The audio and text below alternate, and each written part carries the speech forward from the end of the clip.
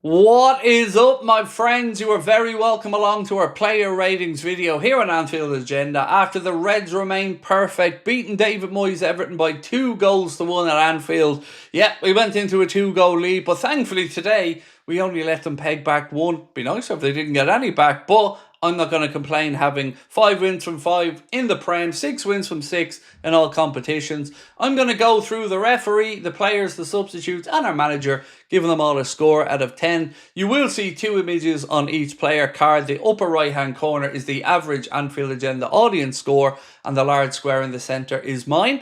If you would like to take part in future player ratings videos and have your scores averaged out, make sure that you submit them with the QR code in the bottom right hand corner, which brings you into the Anfield Agenda WhatsApp. That's where we put the link for the player ratings. If you haven't done it and you want to play along in the comments, please do.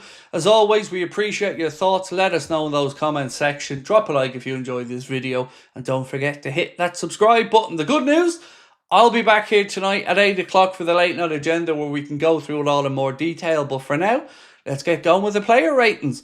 Going to start off today, folks, with the referee.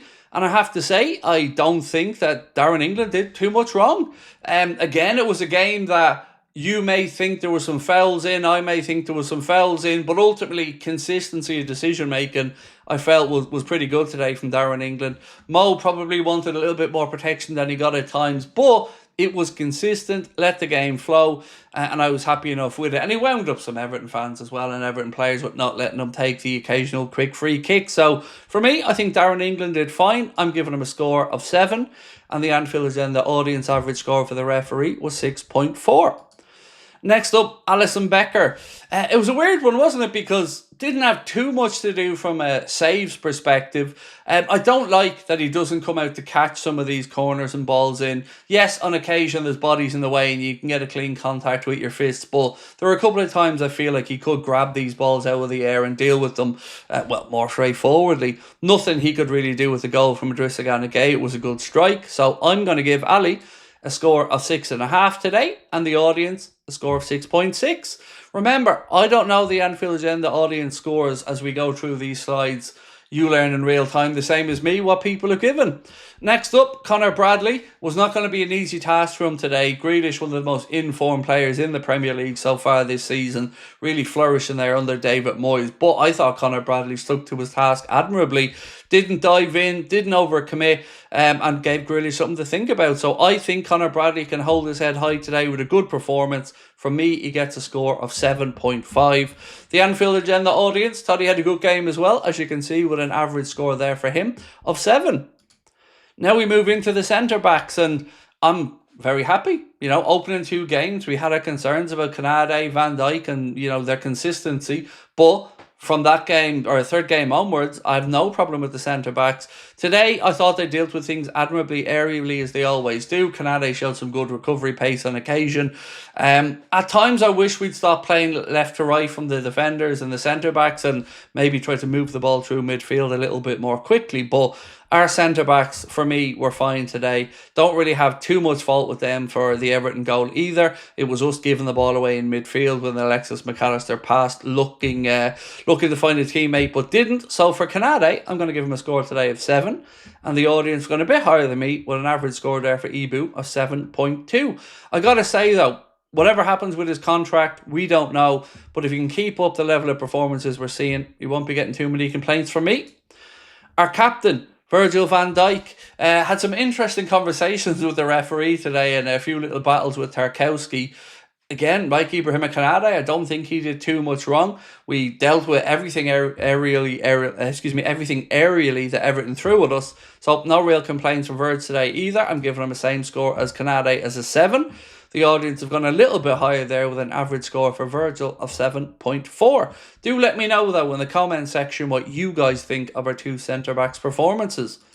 Now, onto the other side. It was a big call from Arner to play Milos Kerkez.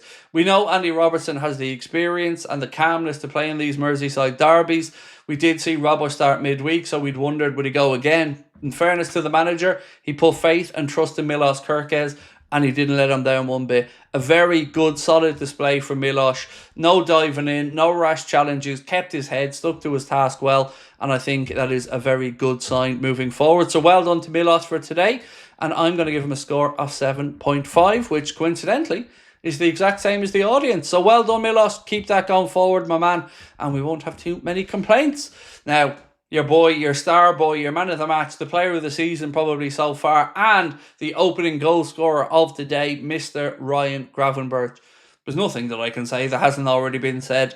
I do want to focus on his goal, though, because the way that he took that finish, any striker would have been proud of it. It would have been easy to look for power to put the laces through it, but he guided it over Jordan Pickford. Didn't even have to break his stride as well. Just wonderful. Lovely to hear him say as well that Arne is giving him more freedom now to get forward, whereas last year he was having to play deeper and deeper. So I'm going to give Ryan a big glorious score of 9 today, which is exactly the same as the audience, and I think thoroughly deserved. Next up, Alexis McAllister, who still isn't his brilliant best. It's going to take a while, we know that, but I call it as I see it, and today I think that was a fairly average performance from Alexis McAllister, and he knows he's capable of better. As I mentioned, it was his misplaced pass that led the build-up to the Everton goal. So look, we know he's better than we're seeing. I'm going to be honest though today and give him a score of 6. And the audience a little bit higher, but not too far away, with a score there for Alexis of 6.2. Moving into Dominic Szoboszlai, and again, he's been a very consistent performer for us this season. You know what you're getting from him. Work rate, energy, endeavour, not afraid to get forward. Today, I thought he played within himself a little bit on occasion. Some of the corners and set pieces he took could have been a little bit better. No problem with him having a shot from 30 yards out because, well, we knew we stick one top bins before. But today, I'm going to give him a score of 6.5, which is lower than the audience score of 7.2. Let me know in the comments which one you think is right. Moving on now to Mohamed Salah, the great man. I have to say, I'm enjoying seeing him come back to his best. There was some talk in our comments today that maybe he could have done a bit more to hold up the ball. He was dispossessed on a few occasions. You've seen him gesticulate. Is that the right word? Gesturing towards the referee that, you know, he was being tugged and pulled. But like I said, the ref was allowing a bit of physicality go today. His assist for Gravenberch, what can you say? Absolutely wonderful. Mo just knew what to do, knew where to put it for Ryan, who didn't have to break stride. So delighted for Mo that he keeps going. Another assist to his name, which moves him, I think, now joint with James Milner, 9th on the all-time Premier League assist chart. I'm going to give Mo today a score of 7.5, and the audience is going a bit lower with a score there from Mo of 7. Moving on to Cody Gakpo. So of all the performances we've discussed this season with Cody, today's probably the one I've been the most disappointed with, because again, it was one-dimensional. And I know we keep talking about this, a lot of wingers cut in onto their stronger foot, but there were chances today to go around the outside. I don't think he ever really looked a threat, and I do think it is a position that if I was Rio Ngamoa or Florian Wirtz, I'd be thinking there's a chance here to nail down a spot if the manager gives me the nod. So I'm going to say, honestly, I'm going to give Cody a score of 5.5 today, because I really don't think he was at the races. The Anfield Agenda audience, a little bit higher, but not too far away, with a score there for Cody of 5.6.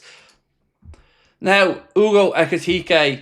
Well, one, wasn't it lovely to see a forward playing on the shoulder, knowing the offside trap, and doing exactly what he could do, slipping it underneath Jordan Pickford as he came out. As a former keeper myself, it's horrible. When you're running out to a player who's played through and they just hit it first time through your legs, you don't get a chance to set yourself. And I probably was the only place he could have put that ball. Got to give a shout out to Ryan Gravenberch for the assist as well. But what I liked today from Ugo, particularly in the first half, was the tenacity, getting stuck in, didn't shirk the physicality of a derby. I loved it. Great performance from him. Well done on the goal as well. So it's an 8 for me. And look at that, it's an 8 as well for the Anfield Agenda audience. Well done, Hugo. Now, Curtis Jones made a difference when he came on. He really, really did. I thought he was finding pockets of space all over the pitch, always making himself available for the ball, protected the ball well, and certainly was better than we'd seen from Alexis McAllister when he came on. So give Curtis his fair dues, and today he's getting a score from me of 7, and the audience a small bit lower with 6.5. Do let me know though, do we agree that we look better when he came on compared to, let's say, Alexis McAllister, who just wasn't his brilliant best? Next up, Florian Wirtz. Disappointing, you know, and I'm not somebody who has been in any way critical of him. I just think he struggled to get up to the tempo of that game when he came on today. Found himself in some good positions as he always does, but he's just that one thing, one half a step, one split seconds thinking away from finding the moment. I thought he was going to get himself a goal today. He got into the penalty area, slipped back onto his left foot, but Tarkowski recovering, made the sliding challenge and probably stopped him from getting his opening Liverpool goal. So yeah, I'm going to be honest and say more to come from him. Not concerned one bit, but today I'm giving him a score of 5 because I really didn't think he gave us too much when he came on. But nothing to be concerned about. He's a class act. The audience, they've gone higher than me with a score there for Flo of 5.9. Isak only had 10 touches when he came on the pitch, and it's more to say about the way we were defending and looking to play out than it is anything to do with him. Had one chance when he was slipped in down the left and he was dragged a bit wide as Pickford came out, so couldn't really do anything with it. Still too early to make any type of judgment on how exactly we're going to utilise him moving forward, but he is now available for the manager. He's starting to get much needed minutes in his legs, and I'm going to give him the average Anfield Agenda 6 for me from coming off the bench, and the audience have gone for a 6.1. And lastly, our manager, Arne Slot. So difficult to gauge this, and I'd love to hear him talk a little bit about if there's an instruction or if it is just a subconscious thing when we go 2-0 up as to why we become a little bit more passive and our intensity levels drop. Do we feel like we've something to lose all of a sudden? Is it under instruction from the manager? Because if we can put together a solid 60 minutes of the way we played that first 20-25 today, if we can do that, we're going to blow teams away. So I do like the changes that he made. Would have liked to see Rio come on at some point as well, but McAllister off, Jones on, that was right. Gakpo off, Wirtz on, totally can understand that. So yeah, I've no complaints from the team selection either. He put his faith in Kirkes and Conor Bradley. They didn't let the manager down. So for me, I'm going to give Arne today a score of 7. And the Anfield Agenda audience seem to be almost in total agreement there with an average score of 7.1. So ladies and gentlemen, that is it for the player ratings. Looking forward to reading your thoughts on the game and your comments. If you've enjoyed this video, please do hit that like button for me. And don't forget, we'll be back tonight at 8 o'clock for the late night agenda, where we'll take you through the rest of the day's results. And of course, we'll have a look ahead to the game on Tuesday. Much love. Enjoy your Saturday. We'll talk soon.